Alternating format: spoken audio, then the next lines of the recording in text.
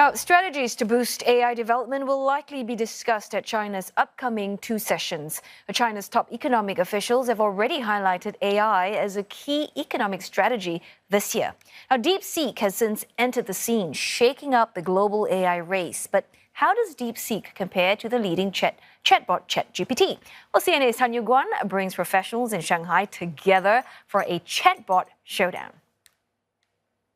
Ethan, Yo-Yo, Jingfei, and Eric are from different professions, but they all use AI chatbots to help them with their work.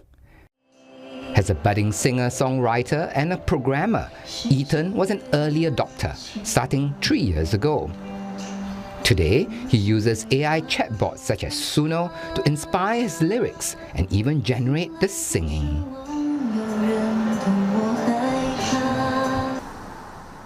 For our test, Ethan got two leading AI chatbots, ChatGPT and DeepSeek, to write HTML code to build a website to generate Valentine's Day greetings. 如果以今天的测试来讲呢，我会选 DeepSeek。其实 DeepSeek 生出来的这个网页会相对来说稍微更丰富一点。Executive Secretary Yo-Yo also finds that DeepSeek generates richer content. Previously, Yo-Yo often used another AI chatbot, Claude, and even subscribed to the paid version of ChatGPT last year to generate documents at work. Both can only be accessed in China via VPN. But 今年年初的时候 ，DeepSeek 不是大火嘛？因为一方面它又不需要有一些外界的辅助就是去支持，然后就可以使用它。另外一方面，它可能更了解我们中国本土化的一些业务场景。When Yo-Yo got DeepSeek and ChatGPT to generate a circular to employees, she found DeepSeek's language warmer, whereas ChatGPT's output was purely functional. It's an observation that Jingfei concurs. The film lecturer uses chatbots to help her generate inspiration for her scripts. DeepSeek 它在中文语境的理解，还有这个文化环境的解释度上面，我觉得是很强的。它确实在非常多的方面，不仅仅是提示我哦，其实我还可以把这个故事往这个方向去推进。它会给我的人物写一个我完全没有意想到的这个职业。But Jingfei thinks that ChatGPT has a competitive advantage that DeepSeek doesn't have: multimodal inputs. 我可以丢给他一张照片，比如说这个照片可能是我随手在街上拍的一个女孩子的背影，请把它就是 develop 成一个 character。GPT 是可以替我做这件事的。比如说我们刚才只是做了一些比较初步的剧本工作，但其实里面有非常多的调整。有的时候我会觉得老是在打字很麻烦，所以我就会打开 ChatGPT 的语音功能。那用语音呢，我觉得会比较快。想做一些修改。Eric, the only foreigner among the four, deals with corporate clients of his company's smart connectivity services. He sometimes uses AI chatbots to crunch usage data to give him preliminary results. So today is a very classic example where I have a dispute on my data. So what I did was to input the raw data into ChatGPT to come back with total utilization. Several attempts on ChatGPT actually came out the correct data, same output, whereas in DeepSeek, several attempts on the result came back different. So subsequently, I tried using the R1 and it came back with same result as ChatGPT, but the process took a long while because there was thinking process. Subsequently, when I tried to verify it, we encountered server busy. The issue of busy servers is a matter of capacity and could easily be solved with more funds. But chatbots making up figures or hallucinating is a far more challenging problem. In fact, it is one of the top challenges facing all AI developers today. But DeepSeek seems to suffer from this far more than other chatbots. A report by AI startup Vectora found that DeepSeek v3 hallucinates more than many of its peers, while DeepSeek R1 is at the bottom of the pack. DeepSeek's knowledge base is also cut off at July 2024, leading it to be unable to answer even the most basic questions beyond that date. So why then is DeepSeek receiving so much attention? First, the model is very good, but at a significantly lower price. The DeepSeek V3, according to their paper, the training cost only about $6 million, which is a fraction of the cost of Llama 3.5, which is another one of the best open models from Meta. DeepSeek is able to release this model in an open source nature. The whole AI community, they can study the technical papers and they can share the technical innovations of this model.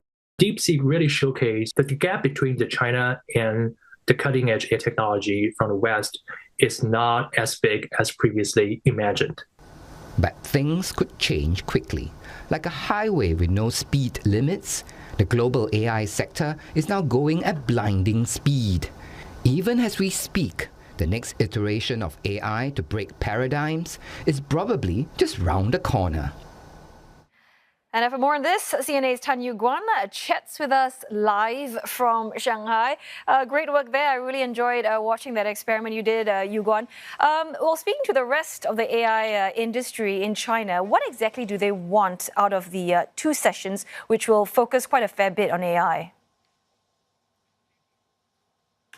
Well, some could be looking out for government support, but I think more of them will be looking out for an environment that allows them to move fast and break things.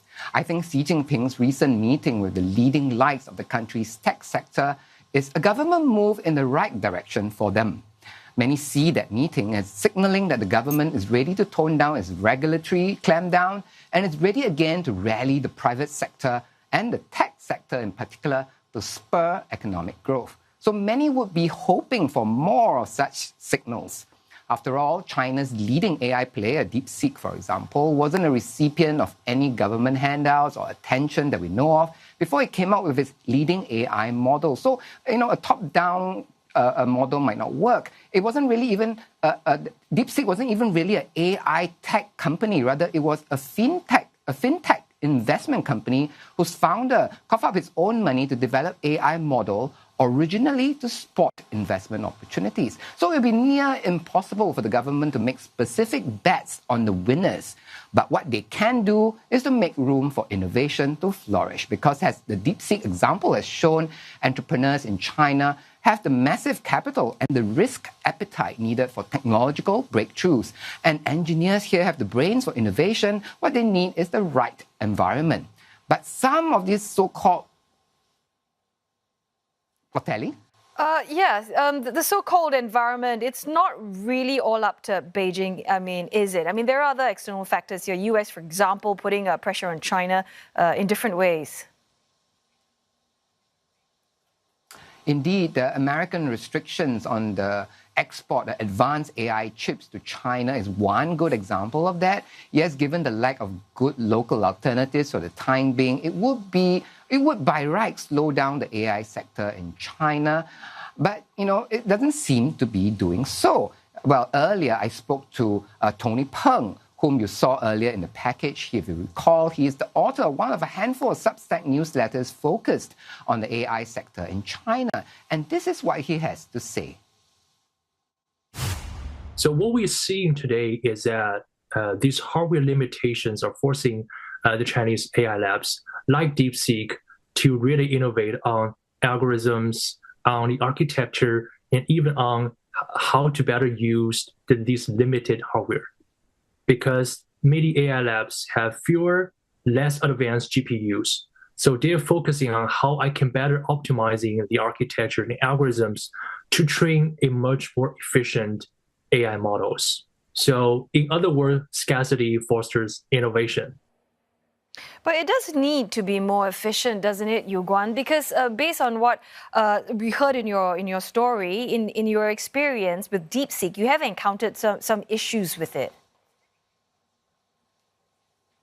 Yes, the most critical of which was, of course, the hallucinating problem, which I mentioned in the package. Another is the fact that DeepSeek's database stops at July last year. So if you ask the chatbot about the blockbuster Nezha 2 this Chinese New Year, for example, DeepSeek will tell you it hasn't been released yet. But in the more creative aspects, DeepSeek seems to rival ChatGPT. This is especially so in in the context of China. This applies too to more mundane tasks like finding a restaurant, for example. Yo-Yo, our executive secretary, one of our testers, tried to use both chatbots to find a restaurant for her boss in Shanghai, and this is what she found out. 我就会发现，在上海这一个层面 ，DeepSeek 它给我的答案它会更多，它会把价格，然后推荐理由，还有这个餐厅地址在哪里都会写进去。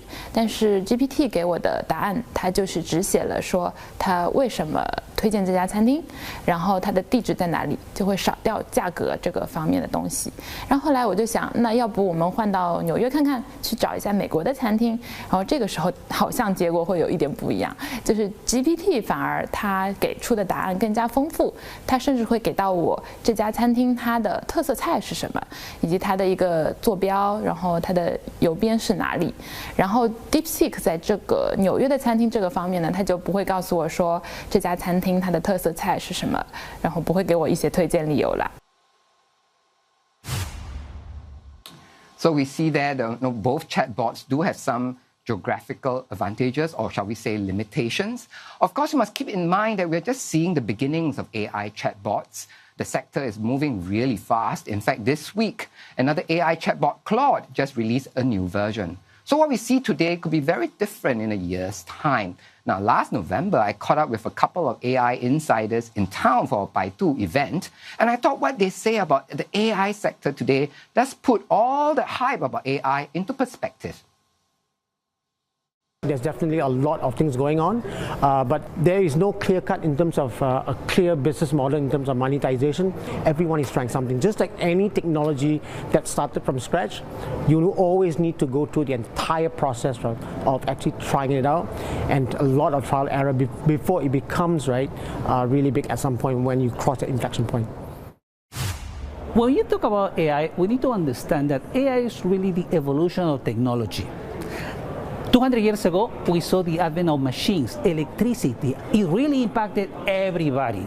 Now, when you think about AI, let's remember, it's not that we already achieved the state of ultimate AI, artificial general intelligence. We're in a process. The AI that we see today, it's only the first AI. Some people say it's the worst AI, we will never know. Because what is coming later, it's going to be much better. This point, when we find AI intelligence available as electricity is available today, it's still going to take some time. Well, in fact, an investor I spoke to last August at a social event just told me straight in the face that there's a bubble going on in the AI sector, because many AI companies are just bleeding money and not making any, like many tech companies today. But he did stress it's a bubble that is necessary. And it's a bubble that the government needs to take care not to burst, because the bubble helps investment and talent to flood the AI sector and allow it to innovate and grow. So that's something delegates at the two sessions in Beijing will need to consider as they deliberate on how to regulate the AI sector, yet foster an environment to keep the innovations coming. Otelli? Well, the good news is consumers are spoiled for choice. Thank you so very much. CNA's Tan Yu Guan, live in Shanghai.